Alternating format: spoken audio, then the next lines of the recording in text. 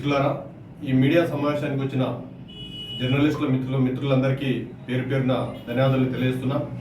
ఈ సమావేశం పెట్టడానికి ముఖ్య ఉద్దేశం ఏంటంటే, గత కొన్ని రోజులుగా కొంతమంది కుట్రపూరితంగా మల్లయ్య భట్టు అనే ఒక నీతి నిజాయితీ గల ఆఫీసర్ను టార్గెట్ చేయడం జరిగింది. తన జీవితంలో దాదాపు ఒక 11 సంవత్సరాలు పేద బిడ్డల అభ్యున్నతి కోసము, వాళ్ళ చదువుల కోసం పాటుపడిన వ్యక్తి. 11 సంవత్సరాలు తన జీవితంలో ఒక గొప్ప అధికారి 11 సంవత్సరాలు తన జీవితంలో బీసీ గురుకులాల కార్యదర్శిగా పనిచేసింది. దాదాపు 10 నుంచి 15 లక్షల మంది విద్యార్థులకు విద్యాబుద్ధులు నేర్పి వాళ్ళను ఒక ఉన్నతమైన జీవితంలో స్థిరపడేటట్టు తీర్చిదిద్దడం జరిగింది. అలాంటి ఒక గొప్ప అధికారి ఆ డిపార్ట్మెంట్ నుంచి రీసెంట్గా ఒక 15 రోజుల క్రితము సర్వశిక్ష అభియాన్ లేదా సమగ్ర శిక్ష అభియాన్ అనుకోండి, దానికి ఎస్పీడీగా రావడం జరిగింది. స్టేట్ ప్రాజెక్ట్ డైరెక్టర్ రావడం జరిగింది.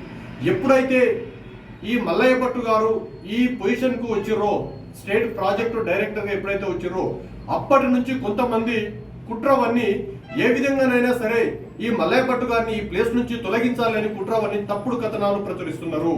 అందులో ముఖ్యంగా చెప్పుకోవలసిన విషయం ఏంటంటే, శివారెడ్డి అని ఒక జర్నలిస్ట్ మిత్రుడు ఉంటాడు, ఆయన కూడా మాకు మిత్రుడే. అతను గతంలో V6లో పనిచేసినప్పుడు V6లో అతను జర్నలిస్ట్ గా పనిచేసినప్పుడు ఎన్నో అక్రమాలకు అవకతవకలకు పాల్పడినట్టు మా దగ్గర అన్నిటికీ సమాచారాలు ఉన్నాయి. అందుకే అతను ఆ V6 నుంచి తరిమేయడం జరిగింది. అతను ఈ రోజు సిగ్నల్ టీవీ అని ఒక చిన్న యూట్యూబ్ ఛానల్ పెట్టుకో, అందులో నీకు 100 మంది లేకపోతే 200 లైకులు ఉండవు, లేకపోతే వ్యూస్ ఉండవు. ఒక చిన్న ఛానల్ పెట్టుకొని ఇంత గొప్ప ఆఫీసర్ అయినా తన జీవితాన్ని పేద విద్యార్థుల కోసం దారపోసిన మల్లయ్య భట్టు గారిని, మరి మల్లయ్య భట్టు గారి పై అధికారి అయినటువంటి బుర్రా వెంకటేశం గారు తన జీవితంలో ఎన్నో కష్ట నష్టాలు పడి అతను ఆల్ ఇండియా సర్వీస్ కొట్టి ఐఏఎస్ ఆఫీసర్ అయ్యి దేశానికి, రాష్ట్రానికి, ప్రజలకు ఎంతో సేవ చేసిన గొప్ప అధికారి బుర్రా వెంకటేశం గారు. మరి బుర్రా వెంకటేశం గారి నాయకత్వంలో పనిచేస్తున్న, ఆయన డైరెక్షన్ లో పనిచేస్తున్న మల్లయ్య భట్టు గారి మీద కుట్రపూరితంగా ఎన్నెన్నో కుట్రలు కుతంత్రాలు నిత్యం చేస్తూనే ఉన్నారు. దీన్ని మేము TGPA తెలంగాణ పేరెంట్స్ అసోసియేషన్ తరఫున చాలా తీవ్రంగా ఖండిస్తున్నామని విజ్ఞప్తి చేస్తున్నాం. అదేవిధంగా ఎవరైతే మల్లయ్య భట్టు గారు ఉన్నారో ఆయనకు తక్షణమే క్షమాపణలు చెప్పాలి. క్షమాపణలు చెప్పకపోతే తగిన మూల్యం చెల్లించుకోక తప్పదని హెచ్చరిస్తున్నాం.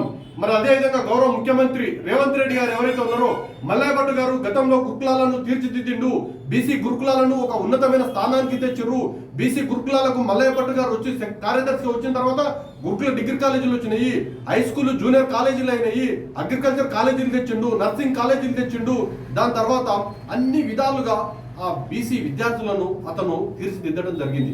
మరి అలాంటి ఒక గొప్ప ఆఫీసర్ ఈ సర్వశిక్ష అభియాన్లో కూడా ఉండాలని రేవంత్ రెడ్డి గారు, ఆ చీఫ్ సెక్రటరీ గారు, లేకపోతే మన బుర్రా వెంకటేశం లాంటి గొప్ప అధికారులు ఆలోచించి ఆ సర్వశిక్ష అభియాన్లో అతన్ని ఆ ఎస్పీడీగా, స్టేట్ ప్రాజెక్టు డైరెక్టర్గా నియమిస్తే దాన్ని జీర్ణించుకోలేక ఈ మల్లయ్య భట్టు అనే వ్యక్తి ఒక దళిత సామాజిక వర్గానికి చెందిన వ్యక్తి కాబట్టి అతను ఇలాంటి ఒక ఉన్నతమైన పొజిషన్ లో ఉండకూడదు, ఇతను అనర్హుడు అని చెప్తున్నారు.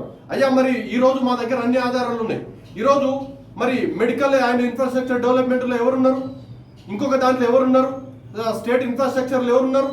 వాళ్ళు గ్రూప్ 1 అధికారులు కదా, అంటే వాళ్ళు రెడ్డిలు అన్నందుక, ఈయన ఒక దళిత అధికారి అయినందుక. కాబట్టి ఖబర్దార్ మిత్రులారా, ఈ సభాముఖంగా ఈ ప్రెస్ మీట్ ఏదైతే ఉందో ఈ సమక్షంలో మీడియా మిత్రులందరి సమక్షంలో చెప్తున్నాం, మల్లయ్య భట్టు గారి మీద కనుక కుట్రపూరితంగా ఇదే విధంగా మీరు ఆరోపణలు చేస్తే తగిన మూల్యం చెల్లించుకోక తప్పదు. వెంటబడి తరిమి తన్నుతామని ఈ మీడియా ముఖంగా నేను విజ్ఞప్తి చేస్తున్నా. అదేవిధంగా మరొక్కసారి గుర్తుపెట్టుకోవాలి, ఈ జాతిలో పనిచేస్తున్న ఐఏఎస్లు కానీ, ఐపీఎస్లు కానీ, ఉన్నతాధికారులు ఎవరైతే ఉన్నారో ఈ అధికారుల కండగా ఈ TGPA ఉంటుంది, JP మీట్ ఇండియా ఉంటుందని మరి విజ్ఞప్తి చేస్తూ మరొకసారి అందరికీ నమస్కారం. Thank you very much.